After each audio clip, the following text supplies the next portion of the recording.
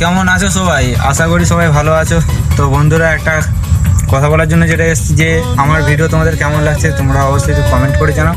আর যে এখন যে ভিডিওটা দেখবে এই ভিডিওটাতে বেশি বেশি করে শেয়ার করো আর বেশি বেশি করে কমেন্ট করো। আর আমার ভিডিও খারাপ হোক ভালো হোক মোটামুটি কমেন্ট তোমরা করো, কমেন্ট করে জানিও তো কেমন লাগছে আমার ভিডিও তোমরা অবশ্যই তোমরা কমেন্ট করে জানিও। তো চলো টাটা।